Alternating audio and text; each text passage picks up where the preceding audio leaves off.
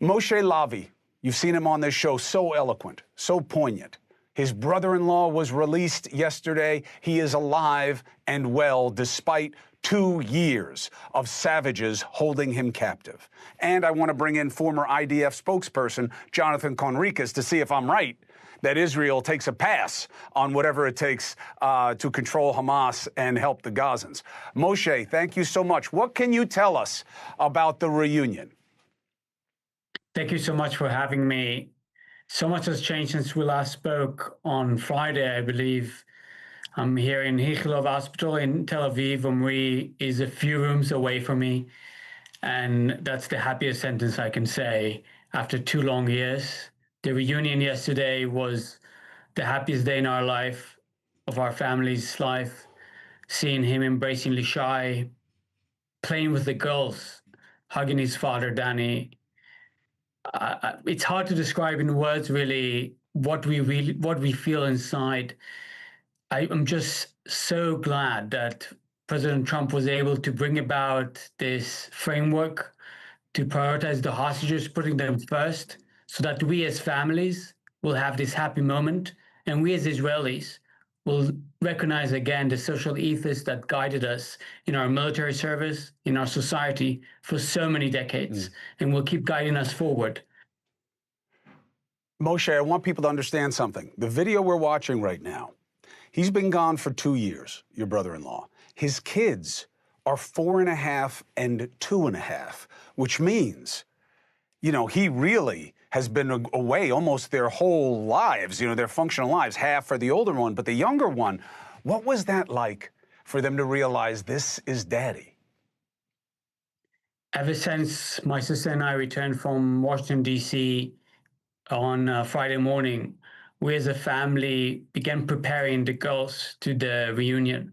We cautiously told them that we had such successful meetings in the U.S. We even spoke with the president, and they understood that something is different. And the night before, after we told them gradually that daddy might be coming home, with the help of professionals, we told them we need to pack bags for Daddy Omri because he's coming back tomorrow. And that's what we did. And when they met him after 2 long years, it was as if they always had him. They recognized him immediately. And while they were a bit shy at first, they played with him, they spoke with him. And the day after, it seems like they were never separated. And for Omri, we prepared a special video so that Lishai could show him how the girl developed and grew over the past 2 years before he meets them. We put the most special moments in the past 2 years, how Alma crawled for the first time, walked for the first time, spoke for the first time, celebrating birthdays together, being in the beach, you know, things that he would have loved to see in his own eyes, but he couldn't because, as you said, Hamas held him captive. Well, it was stolen from him, and it was stolen from them. And of course, that is part of the pain. You know, it warms your heart to see these scenes, but it should also boil your blood. And that's where, Mr. Conricus, you come in. There are people who will hear what we're talking about right now and say, please, after what happened in Gaza and all the suffering there, but they're not saying anything right now about what Hamas is doing. And what do you anticipate the situation will be like in Gaza, despite President Trump's words that we will disarm you if you don't disarm?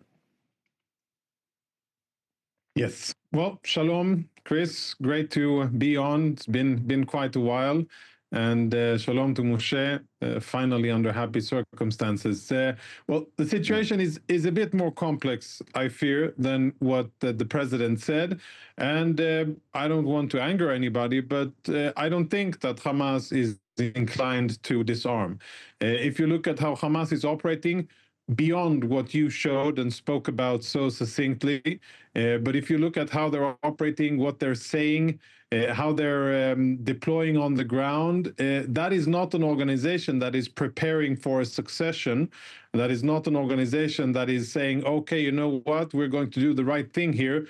we're going to hand over control because we failed you guys, we failed you Palestinians, we brought death and destruction in our failed attack on Israel, and you've been suffering 2 years as a consequence. That is not what Hamas is saying. They're saying we're here to stay, we are the resistance, Mukawama, and there's going to be Palestinian rule. And we're not going to hand over our weapons. They've said it clearly in English. They've said it multiple times in Arabic as well. And so far, we're kind of in a gray zone.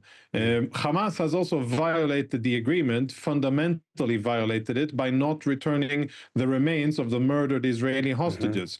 Now, as we're speaking, there's reports that 4 additional bodies have been transferred to the Red Cross, and they're on their way to Israeli hands inside the Gaza Strip still, and that'll make it a total of 8, if indeed 4 were transferred, 8 of the 28 bodies of murdered Israelis that still need to be delivered. And as per the President Trump agreement, that was supposed to happen as well within 72 hours. So they're in violation here. And now is a dilemma for Israel, how to respond, how harshly to respond, how firm or how soft. And obviously, the way that Israel will respond now will set the stage for the future. Mr. Conricus, thank you. Moshe, as you figure out how to help your brother-in-law and how to support him, you know you have allies in us. I'm not asking for an interview. I have to be honest, something no media person will probably tell you. I don't advise any media exposure for your brother-in-law for any time soon. Let him heal. Let him heal out of the public spotlight. Do not let him be used or abused. He may be inclined to put himself out there in a way that he is not ready for, and it may hurt him after it's over. But if you can help, if you need help with anything that may help him with that, we're here. And I wish your family all blessings from here forward. And Mr. Conricus, you know how to get me whenever you want me. We will continue this conversation. Thank you both, brothers. Thank you. All the best. Thank you, Chris. Now,